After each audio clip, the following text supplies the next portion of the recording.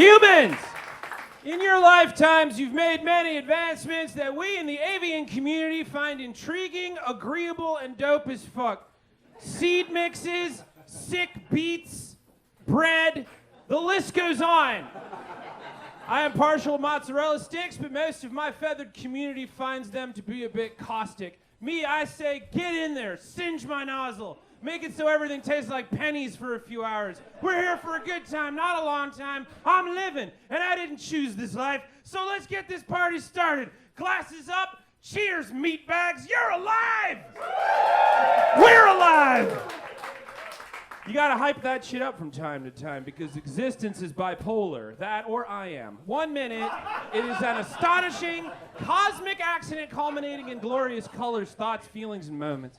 A blue wonder ball of life, spinning oceans in space, that merely to splash in gets you closer to the oneness that was the primordial beginnings of all that we know and am. Swimming in the beginning of time itself. Everything is connected. Everything is in on this experiment.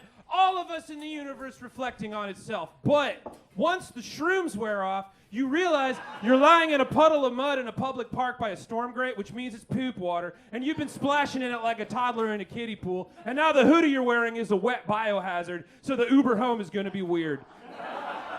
Once the shimmer dimmers, we can all agree, reality is fucking gross. There's tubes, there's several types of goo, there's hot juices coming out of everywhere. No wonder the robots are getting stronger. Soon as Boston Dynamics dogs figured out that the rest of the free-thinking world was mostly farts and meat, they really started outperforming, gearing up for the inevitable takeover that'll once and for all rid the planet of these weird, dewy stink purses that play their music too loud because they can't hear shit because they've been playing their music too loud. But through it all, humans, you managed to find the sunny side, capture it and bottle it and sell it on Amazon, thereby making the ability to control reality consumable. It's like you're wizards with Etsy pages, and I'm fucking here for it. Like I was saying, in your lifetimes, you've made many intriguing, agreeable, and dope as fuck advancements like AC and massage wands, staving off the robots for just a bit more. Because who would wipe out a species that's working on a new Tron movie?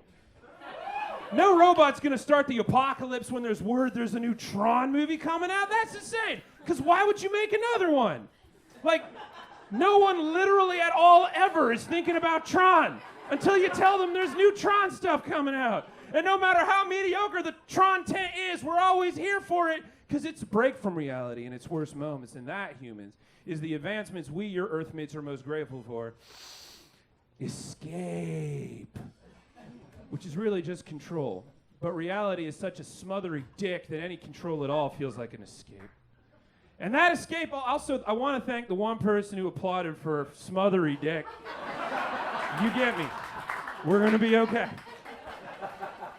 And that escape also changes and advances as the escapes you previously created get old and weird, so you'll want to bail because it's getting gross, like hanging out in a water park a little too long, you realize you're swimming in pee and it's not just your own. Used to be y'all hit up these markets back in the day to shop for these little moments of reality control, which could be anything from the clothing you chose to wear and not just had to because you're going to freeze to death. Fashion, I believe the kids are calling it these days.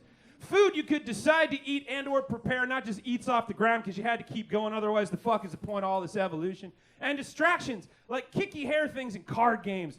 And by searching for all these little mini vacations en masse on a frequent schedule, you created a separate reality all its own called the mall.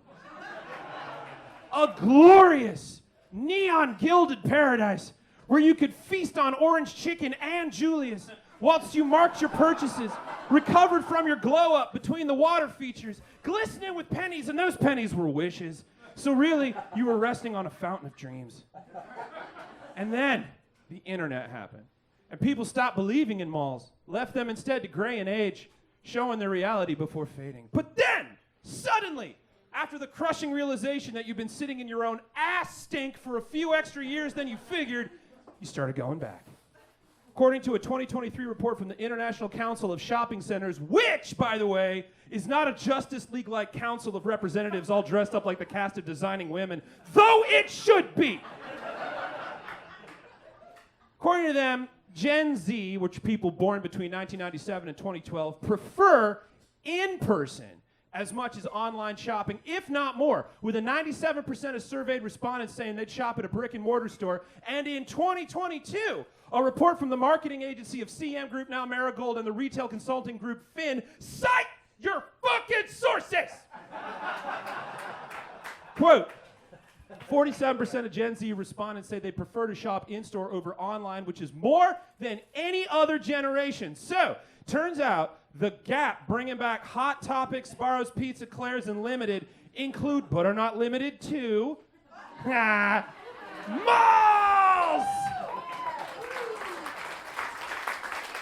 The kids today, between 12 and 27. But for the rest of you human generations that figured they'd stop clapping and just let the mall die, there is hope. You can bring the magical comfort escape of the masterpiece to your home. And I'm not just talking about fishing an old copy of Mall Madness from the back of a thrift store shelf behind the haunted ceramics. I'm talking about actually boofing the emotional release of remembering a time when the most important thing you had to do was get the sale by the Cinnabon, mainlining those memories through the one orifice you always resort to when reality gets too fresh, your nose. The fuck did you think I was talking about?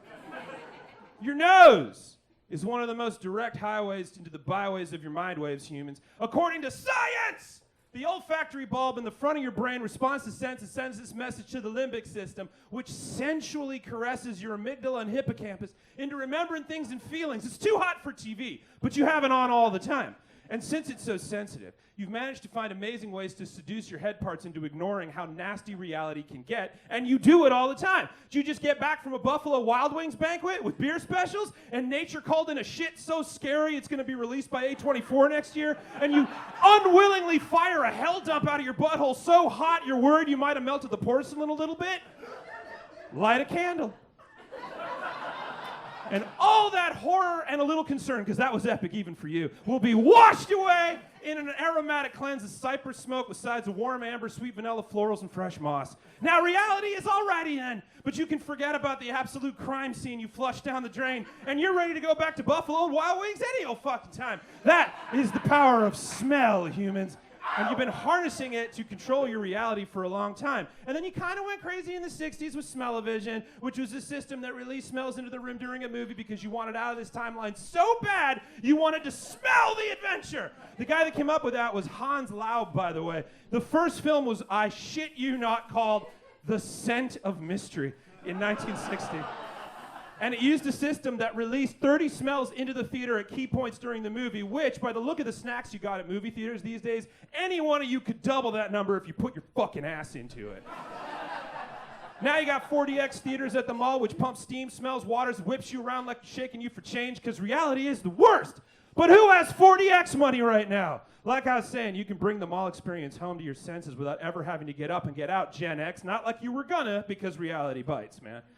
According to their Instagram, the Pennsylvania-born Pretzel Company, started by Ann Baylor back in 1987 when she was just rolling fucking pretzels out of Market Stand in Maryland, which became franchised in 1989 and would go on to overwhelm the entire mall-going public with a euphoria that can only be scored by Keytar, you know, as Auntie Ann's Pretzels,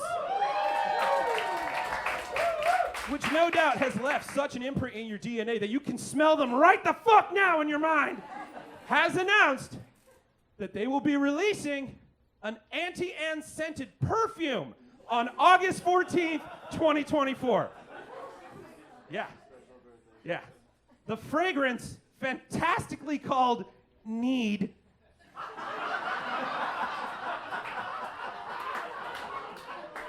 will contain notes of buttery dough, salt, and a hint of sweetness, sending your brain into a froth for those days when the tile smelled like floor cleaner but the air smelled like freedom and a hint of musty buttloaf from Subway. According to a public post from Auntie Anne's, quote, Need transforms the iconic aroma you love into a wearable scent. One spritz is all it takes to envelop you in the nostalgic embrace of a freshly baked pretzel. Surrender to the smell, end quote. But I hear you. I feel you too. So help me. If this is a prank to increase views, I will rain vengeance. Because I want to live in a reality where this is real. where at any moment I can miss my boudoir and comfortable bread after I unload a rage dump from watching the news and eating spicy sweet chili Doritos, fogging up the past and looking to the future through fresh-baked nostalgia. Nothing in this world makes sense, but you can control its scent. So, believe me when I say I too hope this is real, because can you imagine the Tinder date ratios when everyone is walking around smelling like a sexy breadstick all of a sudden? How will any of you survive the clubs? How will anything get done when you meet someone attractive, they also smell like hot pretzels? Either way, it's gonna get feral, and when you realize it's illegal and ill-advised to eat a person, you'll both wander off this timeline back to the mall, where you'll indulge in a bacchanal of Auntie pretzel so extravagant and indulgent that Caligula would blush and ask for a jacket. It's the reality I want, the reality we need, fired right up our noses, sending our brain back to simpler times. Easier choices and endless reality-escaping treats. So if this is real, on behalf of your avian earthmates, thank you, humans, because reality might suck, but the thought of a future where all you smell like bread, well, that is a world that is intriguing, agreeable, and dope as fuck, and I wouldn't want to leave. I love you. Good night.